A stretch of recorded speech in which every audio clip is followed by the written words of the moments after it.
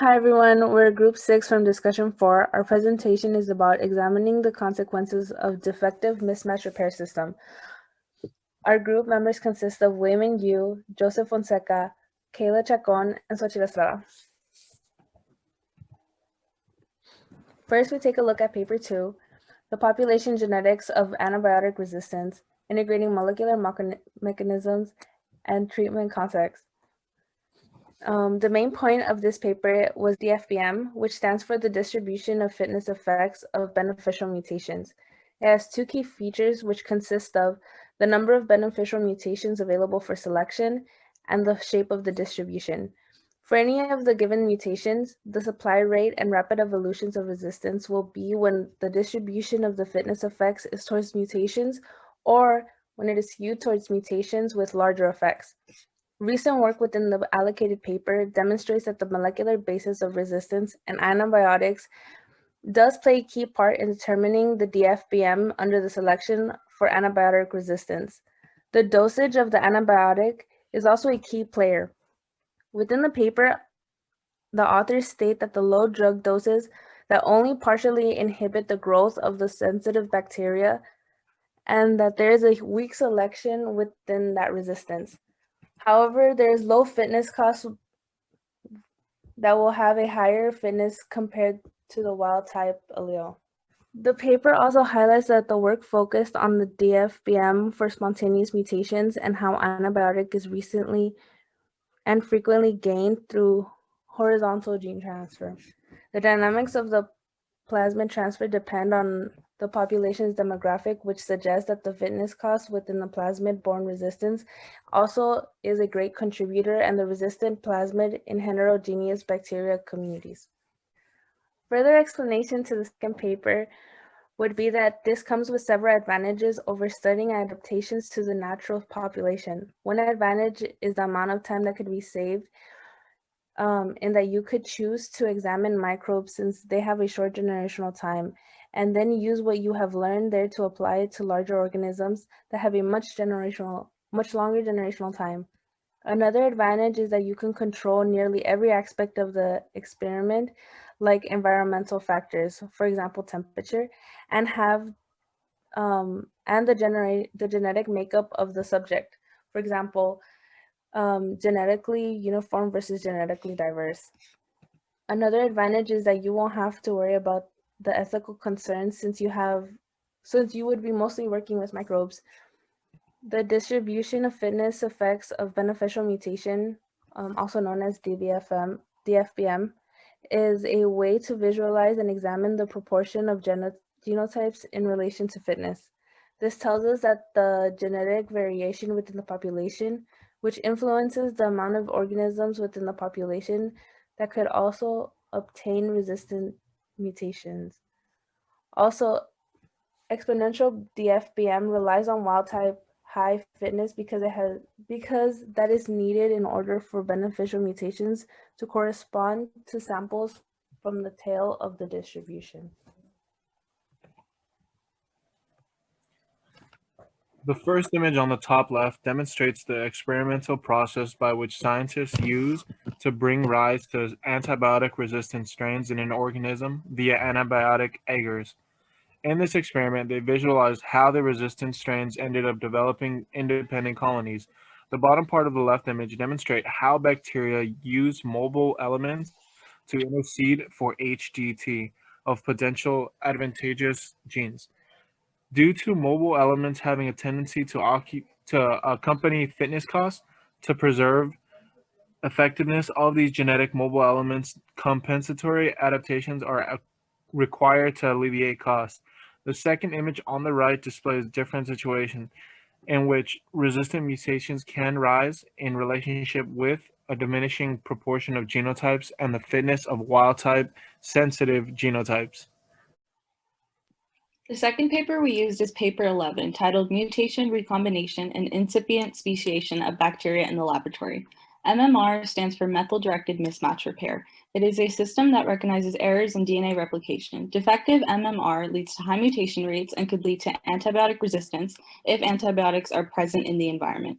The effects of defective DNA MMR include high mutation rate and recombination rate because DNA is unchecked for errors and the proteins involved in regulating recombination are inhibited.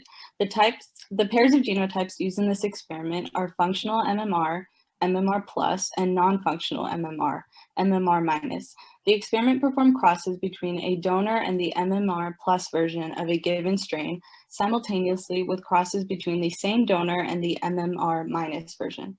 Results were measured by observing the ratio of recombination rates.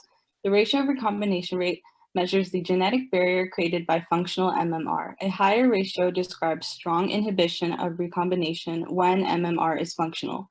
Strong inhibition of recombination tells us that there's more sequence divergence between the donor and recipient. The results of the experiment were that mutator lines diverged from the ancestor to an extent that was sufficient to create a barrier to recombination in the presence of MMR+. The results from this paper support that populations with defective MMR experience rapid genetic divergence and that sequence divergence does not block recombination if MMR is defective. However, if MMR becomes functional again, the cumulative sequence divergence becomes a barrier when it comes to recombination. DNA MMR is an important process for regulating the stability of a cell's genome. MMR proteins involved in the checkpoints of the cell cycle cannot do their job if DNA MMR is defective. DNA MMR checks for base-to-base mismatches and insertion or deletion mispairs in the recombination and replication of DNA. Defective MMR impairs the cell's ability to detect DNA damage and activate apoptosis if necessary. Defective MMR allows cells to have high mutation rates in their genomes. These mutations allow replicated cells to have increased chances of being resistant to antibiotics. The graph on the right represents different crosses and their log ratio recombination rates. A higher log ratio recombination rate value on the y-axis means that there is a stronger inhibition of genetic recombination due to functional MMR. The figure on the left shows the strain deviations A+3, A+2, A-2, and A-1. Mutated genotypes with defective MMR took over A-2 and A+3, while A+2 and A-1 still had functional MMR. For an outside source that looks into how a defective DNA methyl-directed mismatch repair, or MMR systems, would affect the rate of antibiotic resistance acquisition. Bacteria employs various methods in order to maintain DNA replication fidelity. One such method is through the use of MMR systems, where it reduces the spontaneous mutation rates during replication. What the researchers found through this experiment was that in ceftazidime, avibactam, or CZA resistant isolates of Pseudomonas aeruginosa, there was a R656H substitution present on a conserved area in the ATPase domain of the MUT-S protein.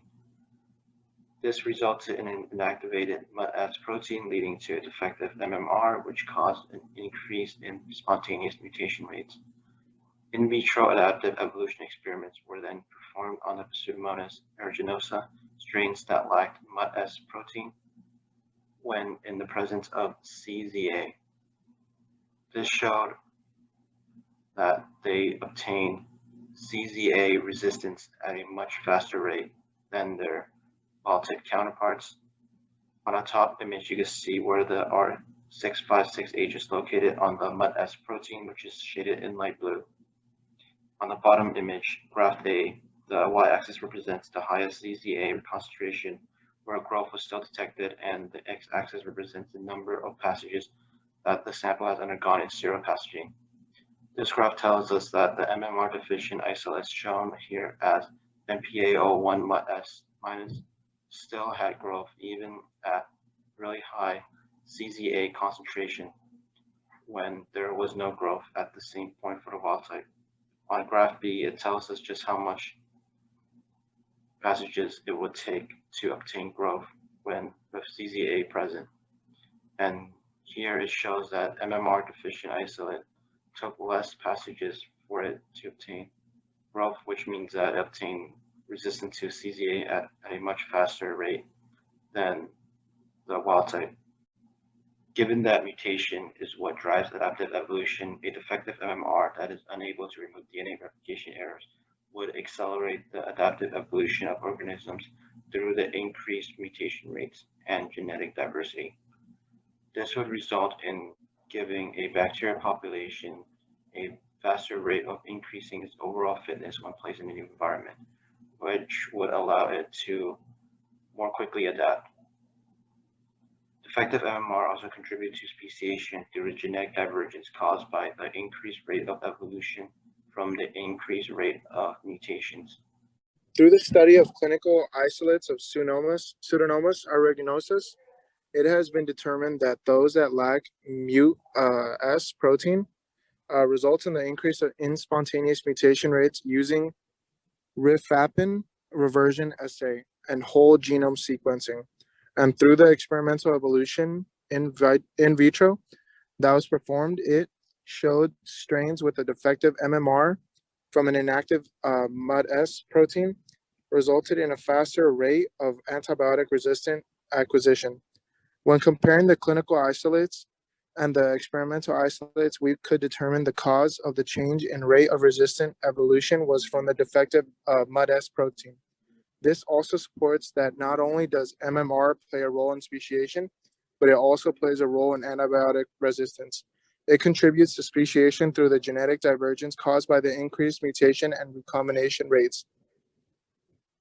Genetic background of the organism affects the distribution of fitness effects of beneficial mutations by revealing the underlying biases of the number of different type of mutations that are present.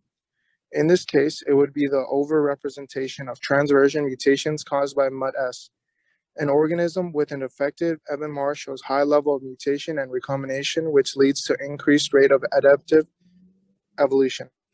Through this understanding of knowing what proteins are necessary for a normal functioning MMR, we are able to merge the concepts of prolonging protein function of non-antibiotic resistance so that recombination of new alleles may be halted and the activity of developing new antibiotic-resistant alleles is minimalized.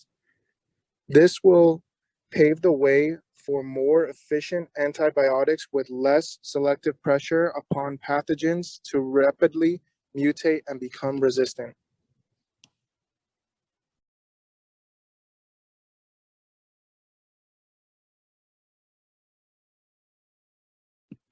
Thank you for listening to our presentation.